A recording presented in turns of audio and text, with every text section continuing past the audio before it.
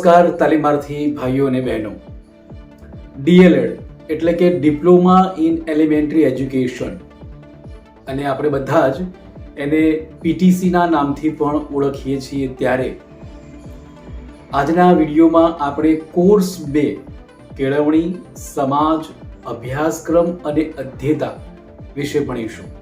આ ચેનલ પર આપ નવા હોય તો આ ચેનલને સૌથી પહેલાં સબસ્ક્રાઇબ કરજો, જેથી આવા આપને ઉપયોગી વિવિધતા સભર વિડીયો સત્વરે મળી શકે અને આ દેશ માટે આપણે સાથે મળીને કંઈક વિશેષ સારું કરી શકીએ. તો ચાલો શરૂ કરીએ આજનો આ વિડીયો. તો તાલીમાર્થી ભાઈઓ અને બહેનો, શિક્ષણની તાત્વિક સમજ એ કોર્સ 2A એટલે કે કેળવણી, સમાજ, અભ્યાસક્રમ અને અધ્યયતામાં આ પ્રથમ મુદ્દો છે. હવે આ મુદ્દાને આપણે વિશેષ સમજીએ.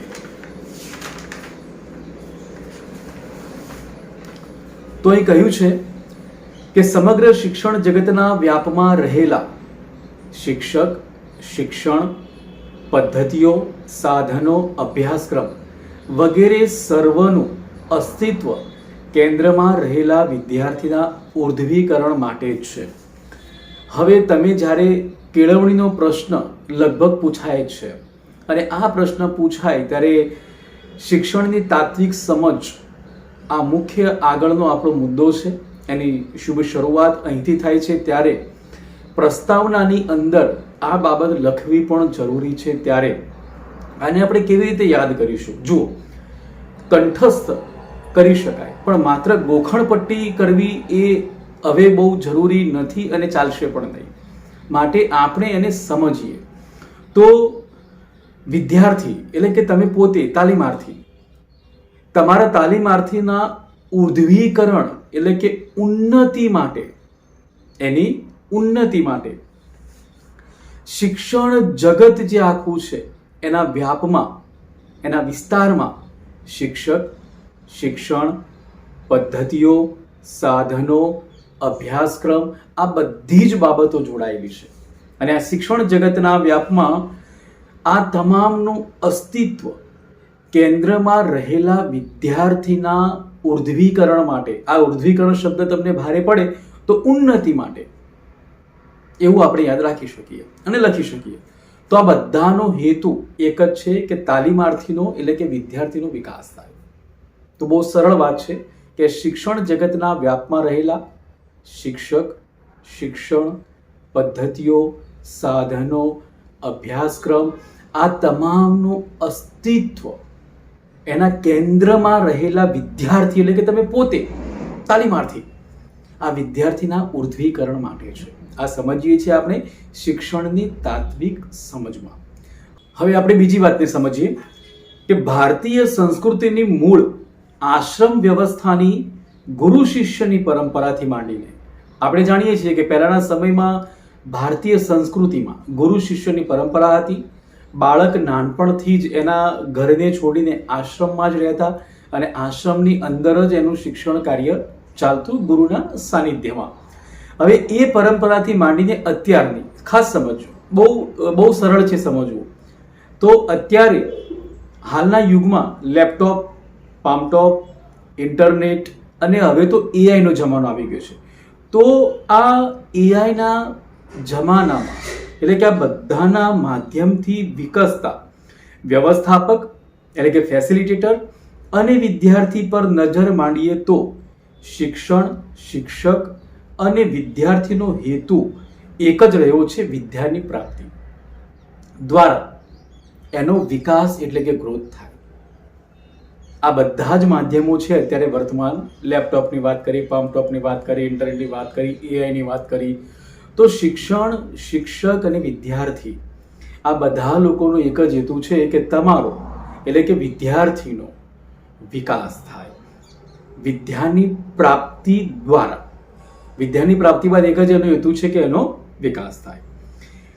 અને આ વિદ્યાની પ્રાપ્તિ એવી હોય કે જે એને જીવનની વ્યવહારુ બાબતોનું જ્ઞાન આપીને જીવન જીવતા શીખે. બીજી વાત, સાથે સાથે જીવનના અંતે પરમ તત્વની પ્રાપ્તિ સુધી પહોંચાડે. માત્ર જીવન જીવવું કે ગુજરાન ચલાવવું કે પછી છેવટે રામ બોલો ભાઈ રામ થઈ જાય ત્યાં સુધી નહીં, પરંતુ પરમ તત્વની પ્રાપ્તિ એટલે કે અહીંયા આત્મ સાક્ષાત્કારની પણ વાત કરી છે. એક આપના માટે એ મુદ્દો નવો હશે, જે વિદ્યાર્થીઓ આધ્યાત્મિકતા સાથે જોડાયેલા હશે તેમને આત્મ સાક્ષાત્કાર શું છે એ વસ્તુનો ખ્યાલ હશે. પણ ગુરુ શિષ્યની પરંપરા જે આશ્રમમાં પહેલા હતી તો ત્યાં વિદ્યાની પ્રાપ્તિ તો હતી જ, પણ છેવટે એક જ હેતુ હતો, પરમ તત્વની પ્રાપ્તિ. તો અહીંયા એ જ વાત કરી છે કે માત્ર જીવન વ્યવહારનું જ્ઞાન આપણને મળે, આપણો વ્યવહાર ચાલે, ગુજરાત ચાલે, સમાજમાં આપણે સાથે રહી શકીએ અને આ બધી જ બાબતો તો ખરી જ, પણ સાથે સાથે પરમ તત્વની પ્રાપ્તિ, કારણ કે મનુષ્ય દેહ અનેક યોનિઓ ભોગવ્યા બાદ જ્યારે મળે છે ત્યારે ઈશ્વરની પ્રાપ્તિ, પરમ તત્વની પ્રાપ્તિ બહુ જરૂરી છે. તો એ બાબતની અહીંયા વાત કરી છે. તો આ હેતુ રહેલો છે. ઉપનિષદમાં 2 પ્રકારની વિદ્યા વિશે જણાવતા કહ્યું છે. ખાસ સમજો, આવો ટૂંકો પ્રશ્ન પણ આપણને પૂછી શકાય. તો ઉપનિષદમાં 2 પ્રકારની વિદ્યાની વાત કરી છે, વિદ્યા અને અવિદ્યા. બંને વેદ એટલે કે જ્ઞાન છે. વિદ્યા માનવને અમૃત તત્વ સુધી પહોંચાડે છે. વિદ્યા મનુષ્યને અમૃતત્વ સુધી પહોંચાડે છે, જ્યારે અવિદ્યા માત્ર સંસાર સાગર પાર કરાવે છે. વિદ્યા એટલે પરમ જ્ઞાન, બ્રહ્મ જ્ઞાન. આ પણ ટૂંકો પ્રશ્ન પૂછી શકાય અને પૂછાય પણ ખરો. તો વિદ્યા એટલે પરમ જ્ઞાન, બ્રહ્મ જ્ઞાન. અવિદ્યા અર્થાત ખાસ સમજજો, અને અવિદ્યા એટલે શું? એવું નહીં કે ખોટી વિદ્યા, પણ સમજવાની વાત છે, સમજો ખાસ તો ફાવે. અવિદ્યા એટલે અર્થશાસ્ત્ર, સમાજશાસ્ત્ર, ઇજનેરી કે કોઈ પણ વ્યવસાય કે વિષયનું જ્ઞાન એટલે અવિદ્યા, જે જીવનની જવાબદારીઓ અને ફરજો પૂર્ણ કરવા માટે, સમાજના વ્યવહારો સાચવવા માટે, પરિવારના યોગ્ય નિભાવ માટે, જે અર્થ ઉપાર્જન એટલે કે પૈસા કમાવાના છે, કારણ કે ઘર પૈસાથી જ ચાલશે અને દરેક બાબતો અત્યારે પૈસાથી જ જોડાયેલી છે, મફત કશું મળતું નથી, એ વાતને સમજી લેજો. માટે અર્થ ઉપાર્જન પણ પોતાના જીવનમાં જરૂરી છે, પણ હા, ઈમાનદારીથી, બેઈમાનીથી જીવનમાં આ હાથથી રૂપિયો પણ નહીં કમાવાનો. આ વાતને ખાસ ધ્યાનમાં રાખજો, બરાબર? એટલે અર્થ ઉપાર્જન કરવું પણ જરૂરી છે. ત્યારે આ બધા માટે જે આપણે જ્ઞાન મેળવીએ છીએ, તમે ને હું જે ભણ્યા છીએ, બરાબર, એ જે જ્ઞાન મળ્યું છે એને આ બાબતમાં અવિદ્યા કહી છે. કારણ કે માત્ર સંસાર સાગરને પાર કરાવે છે. ભણ્યા ગણ્યા, નોકરી ધંધાનો વિકાસ કર્યો, બરાબર, અને છેવટે જીવનનો અંત સમય આવ્યો એટલે રામ બોલો ભાઈ રામ, વાત પૂરી થઈ ગઈ. પણ પરમ તત્વની વાત તો બાકી જ રહી. માટે અહીં એને અવિદ્યા કહ્યું છે.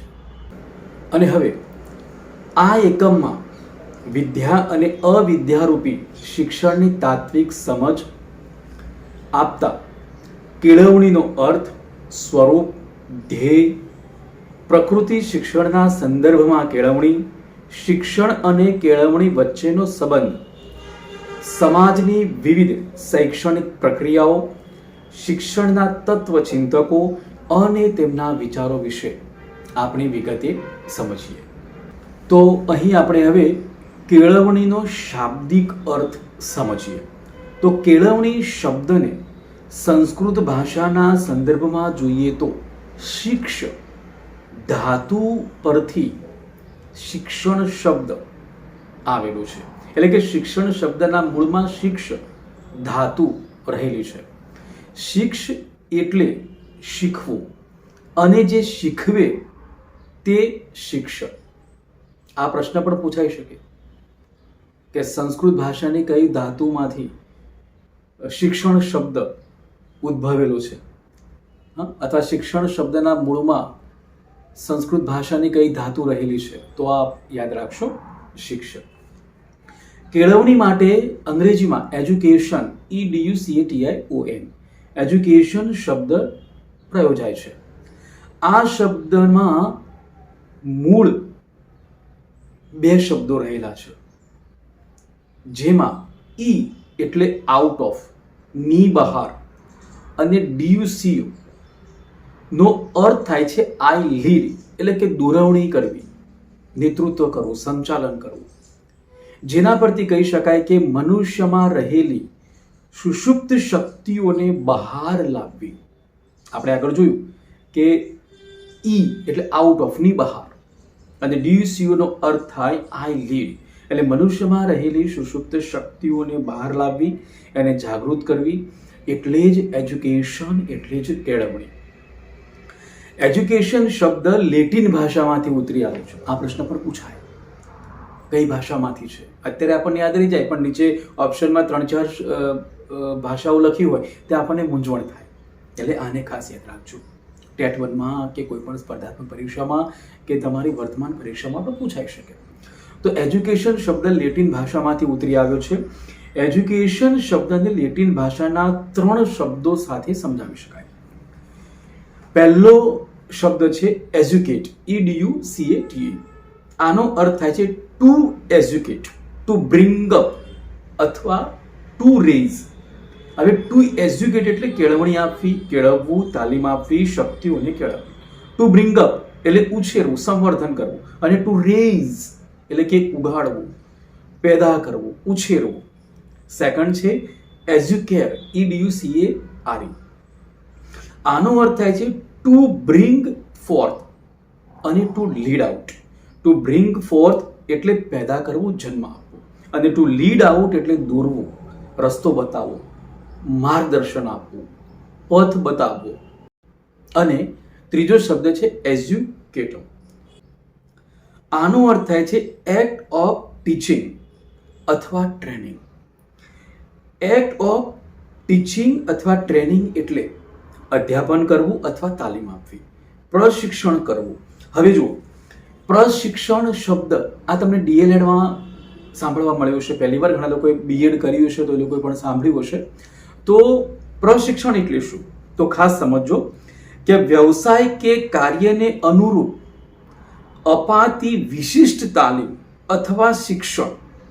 સમજો, પ્રશિક્ષણ એટલે વ્યવસાય કે કાર્યને અનુરૂપ અપાતી વિશિષ્ટ તાલીમ અથવા શિક્ષણ. હવે જુઓ, તમે શિક્ષકનો વ્યવસાય સ્વીકાર્યો છે અને આના માટે તમને સ્પેશિયલ અહીંયા ખાસ 2 વર્ષની તાલીમ આપવામાં આવે છે. એટલે અહીં તમારા માટે પ્રશિક્ષણ તમે લઈ રહ્યા છો એવો શબ્દ વપરાય છે. આપના આદરણીય અધ્યાપક સાહેબશ્રી પણ કહેતા હશે પ્રશિક્ષણાર્થી ભાઈઓ બહેનો. હા, તો પ્રશિક્ષણ એ આપણને ખ્યાલ હોવો જોઈએ કે વિશેષ તાલીમ અહીંયા તમને તમારા વ્યવસાયને લગતી આપવામાં આવે છે. એ વાતને ખાસ ધ્યાન રાખશો. હવે આ ત્રણેય શબ્દના અર્થ પ્રમાણે એજ્યુકેશન શબ્દનો અર્થ એવો થાય the act of training, bring up and leading out. આ પરથી એમ કહી શકાય કે એજ્યુકેશન એટલે કે શિક્ષણ, પ્રશિક્ષણ, સંવર્ધન અને પથદર્શન. એજ્યુકેશન એટલે શિક્ષણ, સંવર્ધન, પથદર્શન.